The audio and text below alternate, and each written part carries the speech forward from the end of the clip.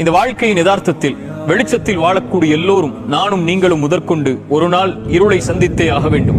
இறை தூதர்கள் கூட இதில் விதிவிலக்கு கிடையாது. நபி யூனுஸ் சோதனைக்காக மீனுடைய வயிற்றுடைய இருளில் சூழப்பட்டார்.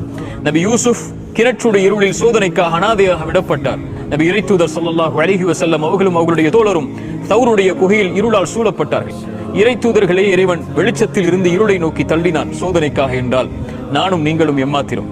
இந்த இறை தூதர்களையும் இதுபோல் இந்த உலக வாழ்வில் இருளை சந்தித்தவர்களையும் அதிலிருந்து வெளியே கொண்டு வந்தவன் யார் தெரியுமா? குர்ஆன் சொல்லுகிறது, அல்லாஹு வலியுல்லதீன ஆமனு. ஈமான் கொண்டவர்களுக்கு, இறைவனை சார்ந்தவர்களுக்கு இறைவன் தான் நெருக்கமான தோழன். அவன் என்ன செய்வான் அந்த தோழமையில்? யுஹ்ரிஜுஹும் மினல்-ظுலுமாத்தி இலன்-நூர். இருள்களில் இருந்து வெளிச்சத்தை நோக்கி அவர்களை அழைத்து வருவான். இறைவனை சார்ந்திருந்தால், இருள் நம்முடைய வாழ்வில் இருந்தால், வெளிச்சத்தை நோக்கி ஒரு நாள் நாம் சென்றே தீருவோம்.